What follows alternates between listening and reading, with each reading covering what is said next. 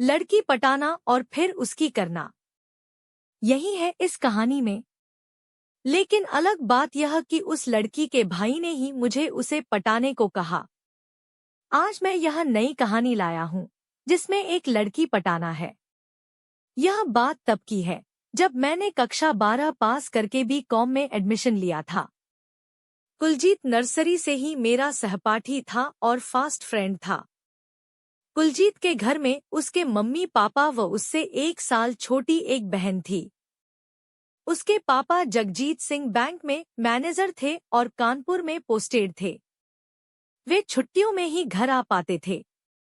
उनकी उम्र करीब 50 साल थी, दुबला पतला शरीर और चुसे आम जैसा चेहरा था। कुलजीत की मम्मी का नाम परमीत कौर था, उम्र करीब 40 से 42 साल, कद 5 फीट 6 इंच, भरा बदन और गोरा चिट्टा रंग। एक नज़र में वे सिने तारिका बबीता जैसी दिखती थी।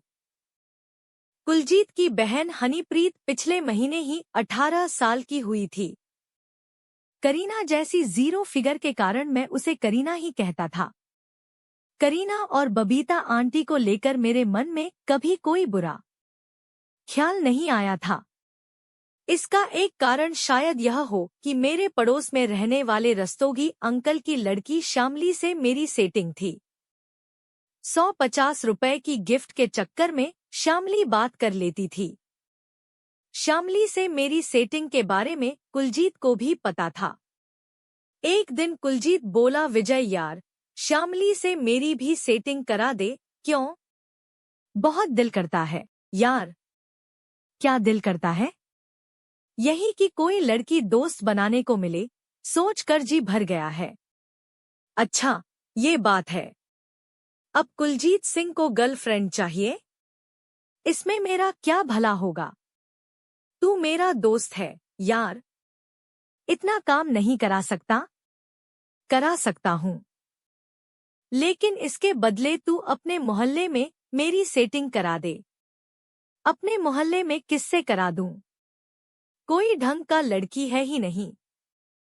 वाह, तेरे मोहल्ले में कोई ढंग की लड़की ही नहीं है। कमाल बात करते हो कुलजीत।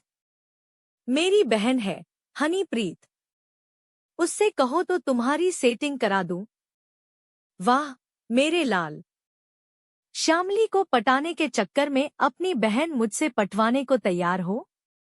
अरे हनी तो वैसे ही गरमाई हुई है, तुमसे नहीं तो किसी और से पट जाएगी। तुम्हें कैसे मालूम? मेरे कमरे में ही तो सोती है। वो समझती है कि मैं सो रहा हूँ। रात भर मोबाइल पर गंदी फिल्म्स देखती है, अपनी सर सहलाती रहती है और बाथरूम में जाकर पता नहीं क्या करती है। अच्छा यह बता कि मैं तो तेरी सेटिंग श्यामली से करा दूंगा, तू हनी से मेरी सेटिंग कैसे कराएगा? कोई सेटिंग नहीं कराऊंगा विजय, बस तुम दोनों को एकांत दे दूंगा, तुम्हारा काम हो जाएगा। ठीक है, तुम ये बताओ कि श्यामली को कब पटाना चाहते हो? तुम जब करा दो। ठीक है, बताता हूँ। अगले दिन श्यामली को बातें के दौरान मैंने उससे कहा, यार मेरा एक फास्ट फ्रेंड है कुलजीत, उसको भी खुश कर दो, चप्पल देखी है मेरी। क्या हो गया? गुस्सा क्यों कर रही हो? गुस्सा नहीं कर रही। तुम ये बताओ, चप्पल देखी है मेरी? टूट रही है, नई दिला दे। चप्पल मैं दिला दूंगा, तू उससे बात कर लेना। 2 दिन बाद इतवार था। इतवार को कुलजीत ने श्यामली से बात कर लिया। हालांकि श्यामली ने बताया कि बहुत घबराहट में था, बहुत कुछ कर नहीं पाया, जल्दी ही डिस्चार्ज हो गया था। सोमवार को कॉलेज में मुलाकात हुई तो कुलजीत ने बताया, पापा शुक्रवार को आ रहे हैं, मम्मी पापा दोनों 1 हफ्ते के लिए अमृतसर जा रहे हैं। शनिवार से लेकर 1 हफ्ता तुम्हारा है, हनीप्रीत के साथ सेटिंग कर लेना। शनिवार सुबह मैंने कुलजीत से कहा, तुम 10 बजे अपने घर से निकलना और हनीप्रीत से कह जाना कि अभी 1 घंटे में वापस आ रहा हूँ। विजय आए तो उसे बिठा लेना, चाय पिलाना, मैं तब तक लौट आऊंगा। ऐसा ही हुआ। करीब 9:15 बजे मैं कुलजीत के घर पहुंचा तो हनी ने दरवाजा खोला। उसने हाय विजय कहते हुए अंदर आने का इशारा किया।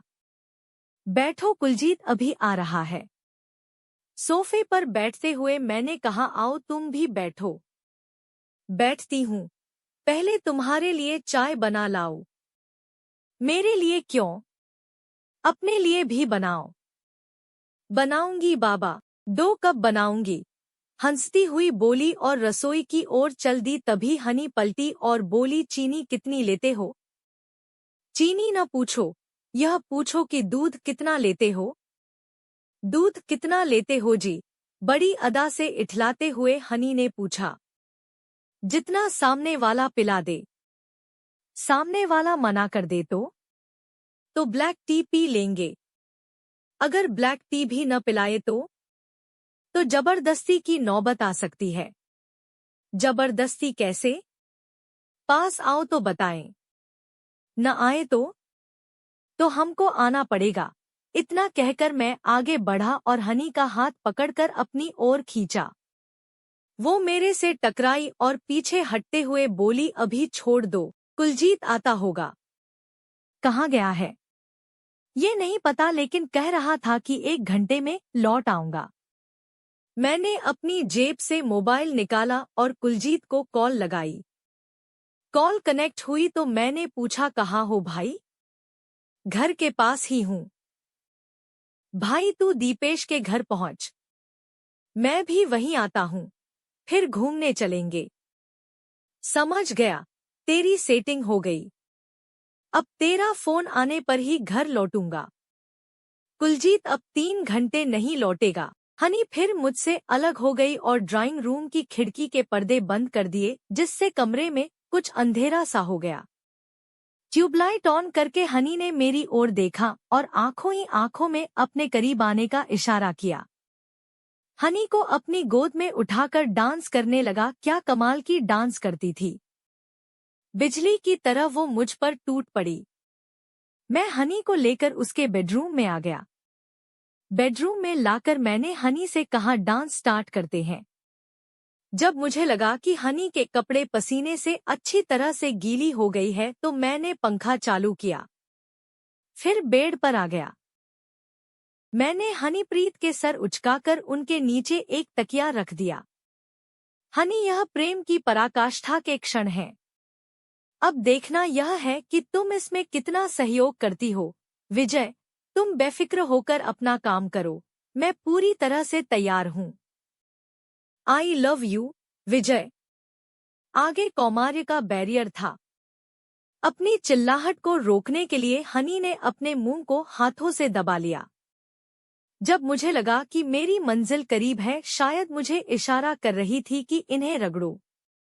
बस उतना ही चाहिए भी, उससे ज्यादा मुझे चाहिए भी नहीं।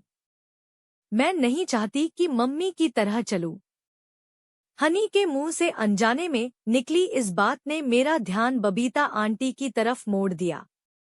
मैं सोचने लगा कि अगर बबीता आंटी से दोस्ती हो जाए तो मजा आ जाए।